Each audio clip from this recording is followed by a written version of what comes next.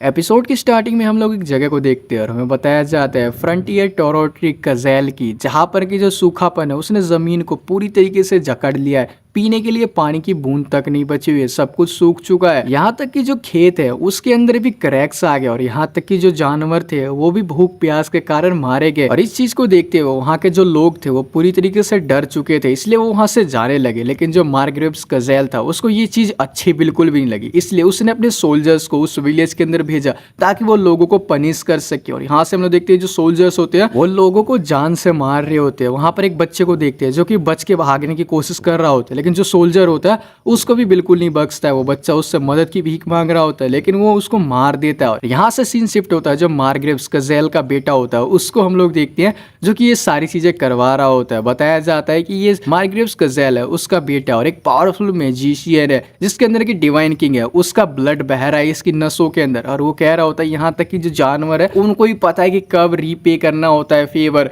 और तुम लोगों को पता है कि तुम लोग अभी तक जिंदा क्यों हो, क्योंकि तुम लोगों को हमने जो रहने के लिए जमीन दी थी उसकी वजह से, लेकिन तुम उसे ही छोड़ के जा रहे हो। तभी जो वो औरत होती है उससे माफी मांगती है, वो कह रही थी कि प्लीज मेरे को माफ कर दो, एटलीस्ट जो मेरा बच्चा उसको तो छोड़ दो। लेकिन पीछे खड़ा हुआ जो सोल्जर होता है अपने भाले से उसकी सीधा चेस्ट में स्टैप कर देता है, जिससे कि जो वो औरत होती है वहीं पर मर जाती है। उसका बच्चा काफी ज्यादा डर जाता है। इसके बाद वो यंग मास्टर कह रहा होता है कि तुम आखिर इतने थॉटलेस कैसे हो सकते हो, तुम बिल्कुल भी फनी नहीं हो तुम लोग। जिसके बाद सोल्जर कह रहा होता है कि प्लीज मेरे को माफ कर दीजिए यंग मास्टर मेरे इग्नोरेंस के लिए, तो हम आपको किस तरह इंटरटेन कर सकते हैं। और यहाँ से हमें कुछ देर बाद का सीन दिखाया जाता है। हम लोग देखते हैं जितने भी यहाँ पर जो पेजेंट्स होते हैं यानी किसान, उनके गले में फंदा बांध कर उन्हें लटका दिया गया होता है और जो उनके फैमिली वाले होते हैं वो नीचे से उनके पैर पकड़कर सपोर्ट कर रहे होते हैं ताकि उनका दम ना घुटे। और जो सोल्जर होता है वो कह रहा होता है कि पेरेंट्स बच्चों को सपोर्ट करेंगे और वाइफ हस्बैंड को सपोर्ट करेगी यंग मास्टर, और जो ये पर्सन है इसके जो वेस्ट है उसके ऊपर हम रस्सी बांध कर इससे लटका देंगे, ये सही रहेगा ना। और हम लोग देखते हैं कि उसको उठाकर लेके जाने लग जाते हैं, लेकिन जो उसकी वाइफ होती है वो कह रही होती है कि प्लीज रुक जाओ। इसके बाद देखते हैं कि जो सोल्जर होता है उसको थप्पड़ मारकर साइड में कर देता है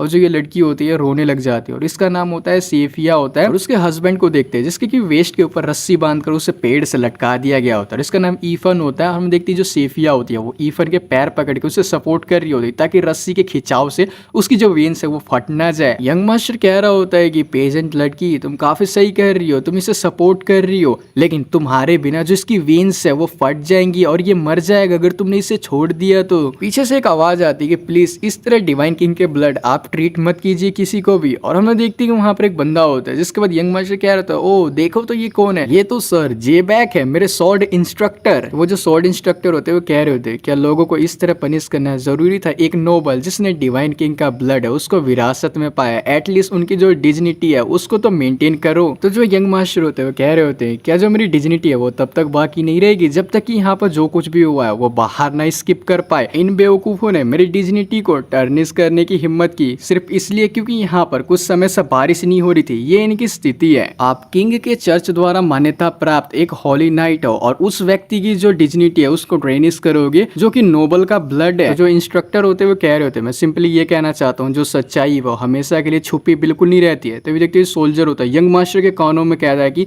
हम इसको सबक सिखाएगा। जिसके बाद यंग मास्टर कहता है कि भूल जाओ बस मेरे को एक विप है वो दो। और हम देखते हैं जो सोल्जर होता है वो विप दे देता है और देखते हैं कि जो सेफिया होती है उसकी पीठ के ऊपर वो मारे जा रहा होता है और वो लगातार मारे जा रहा होता है। जो इंस्ट्रक्टर होता है वो बस खड़े होकर देखे जा रहा होता है। फिर कुछ देर बाद हम लोग देखते हैं कि जो अब यंग मास्टर होता है वो रुक जाता है और वो कह रहा होता है कि इसने काफी ज्यादा टाइटली से होल्ड कर रखा है। और हम देखते हैं उसने अभी उसको छोड़ा नहीं होता अपने हस्बैंड को। और हम देखते हैं कि जो यंग मास्टर होते हैं वो कह रहे होते हैं टीचर स्माइल कीजिए क्योंकि जो लाइफ है उसे हमें इंजॉय करना चाहिए। देखते हैं कि पेड़ से काफी ज्यादा लोग लटके हुए होते हैं और जो इंस्ट्रक्टर होते हैं बस उनको देखते ही रहते हैं। कुछ देर बाद शाम हो चुकी होती है, जो नीचे से उन लोगों को सपोर्ट कर रहे होते हैं वो भी अब थक हार कर नीचे गिर चुके होते हैं और आधे से ज्यादा लोग मारे जाते हैं। जो सेफिया का हस्बैंड होता है वो क्या होता है सेफिया मैं गलत था, तुम्हें यहाँ से चले जाना चाहिए। देखते हैं कि जो सेफिया होती है उसके हाथ में एक कॉइन होता है और वो कह रही होती है कि जो एम्प्रेस के हर्लिट्स हैं यानी कि दूत हैं क्या वो सच में यहाँ पर आ जाएंगे। और यहाँ से सीन शिफ्ट होता है, हमें देखते हैं कि रात हो चुकी होती है। अब देखते हैं कि जो सेफिया होती है वो जमीन पर गिरी हुई होती है और उसको कोई पानी पिला रहा होता है। हम देखते हैं वो इंस्ट्रक्टर होते हैं। सेफिया कह रही होती है कि तुम कौन हो, जिसके बाद इंस्ट्रक्टर कह रहे होते हैं कि क्या तुम खाना खा सकते हो। हम देखते हैं उसको खाना भी खिलाते हैं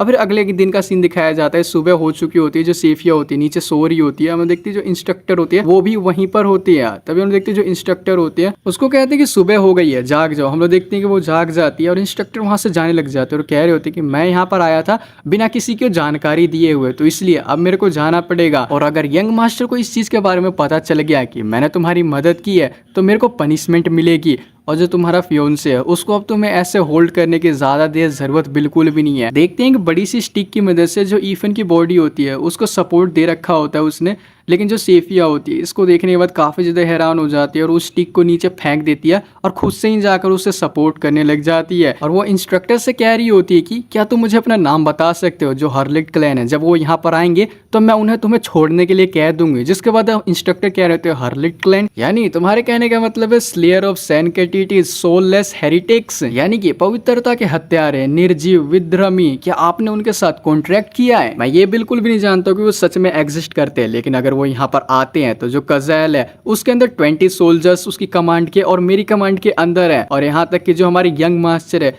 वो एक ब्लू ब्लड के यानी एक अपर क्लास वाले बंदे हैं। मेरे को पूरी तरीके से पता है कि तुम इस चीज के बारे में अवेयर होगी कि जो डिवाइन ब्लड है वो कितना ज्यादा इनक्रेडिबल है। जिसके बाद सेफिया कह रही होती है कि अगर वो एक मैजिशियन है तो जो हर्लिट क्लैन है उनको जरूर मार देगी, क्योंकि वो भी एक मैजिशियन ही है। और जो रीजन है उनको स्लेयर ऑफ सैनकेटिटीज कहने का, क्योंकि वो नाम तब उनको पड़ा था जब उन्होंने एक किंग को मार दिया था जिनके पास डिवाइन ब्लड था, है ना। तो इंस्ट्रक्टर उससे कह रहे होते कि तुम अपने सही दिमाग के अंदर बिल्कुल भी नहीं हो। खैर इतना सब कुछ हो जाने के बाद कोई भी ऐसा पर्सन नहीं होगा जो सदमे में ना रहे। मैं जे बैक हूँ, एक होली नाइट किंग के चर्च का, और मैंने अपना नाम तुम्हें इसलिए नहीं बताया ताकि तुम जो स्लेयर्स ऑफ सैनकेटिटीज है उनसे मेरी लाइफ के लिए भीख मांगो। और अगर वो लोग सच में यहाँ पर आते हैं तो मैं उन लोगों से फाइट करूंगा जो कुछ भी मेरे पास है। मैं रात को वापिस आऊंगा। और इसके बाद देखते हैं जो जे बैक होते हैं वहां से चले जाते। इतना कहने के बाद जो सेफिया होती है वो अपने आप से ही कह रही होती है 2 दिन, बस 2 दिन। और हम देखते हैं उसने अपने पैरों से जमीन के ऊपर एक ट्रायंगल बना दिया होता है। और इसी के साथ ये वाला एपिसोड यहीं पे एंड हो जाता है।